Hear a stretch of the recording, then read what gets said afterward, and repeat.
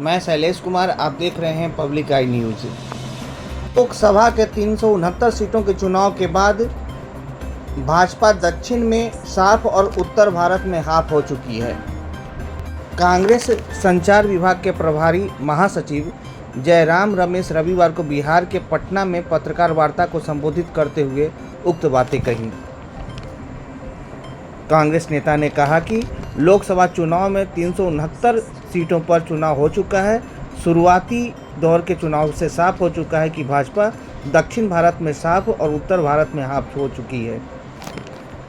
प्रधानमंत्री मोदी को इसका आभास होते ही 19 अप्रैल के बाद से उनकी भाषा में परिवर्तन आया है।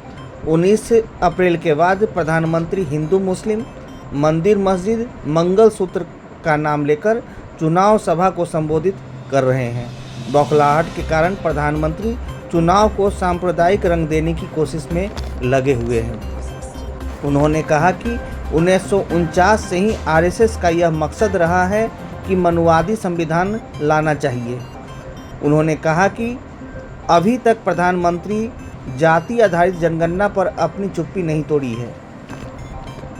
जयराम रमेश ने कहा कि लोकसभा चुनाव के लिए कांग्रेस घोषणा के वादों का जिक्र करते हुए कहा कि केंद्र में इंडिया गठबंधन की सरकार बनने पर जातिगत गणना कराई जाएगी। संवैधानिक संशोधन कर आरक्षण पर से 50% की सीमा हटाया जाएगा।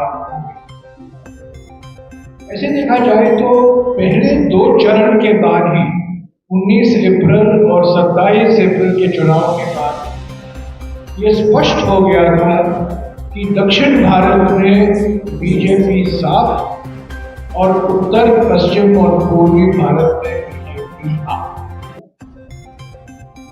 तीसरे और चौथे चरण के बाद इस नतीजे पर कोई फर्क नहीं पड़ा है और आज हम विश्वास के साथ कह सकते हैं कि 4 तारीख शाम को इंडिया गठबंधन के पार्टियों को स्पष्ट और निर्णायक जनादेश जरूर मिलेगा।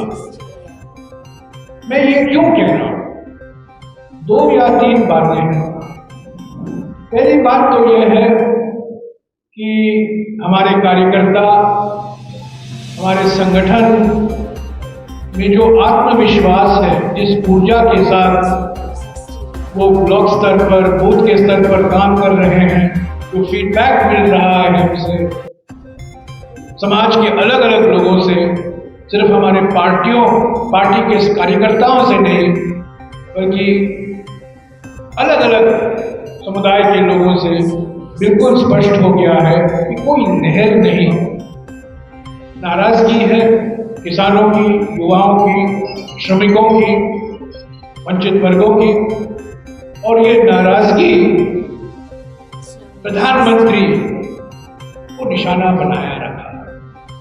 दूसरी बात, 19 तारीख अप्रैल के बाद प्रधानमंत्री की भाषा में बदलाव आया है, प्रधानमंत्री की चुनावी रणनीति में परिवर्तन आया है और आप देखेंगे 19 अप्रैल के बाद बार बार कांग्रेस के न्याय पत्र को लेकर मुस्लिम लीग, हिंदू मुस्लिम, मंगलसूत्र, भैंस, 2 भैंस, 1 भैंस, मंदिर मस्जिद, जो मुद्दे प्रधानमंत्री उठा रहे हैं, ये बिल्कुल साफ हो गया है कि वो बौखलाए हुए परेशानी में है और वो फिर से ध्रुवीकरण की रास्ता अपनाए हैं, ध्रुवीकरण की भाषा अपना रहे हैं और जो मुद्दे ले रहे हैं, विकास के मुद्दे नहीं, जो हमारे न्याय पत्र में हमने गारंटियां दी हैं, उसके बारे में कुछ नहीं कह रहे हैं,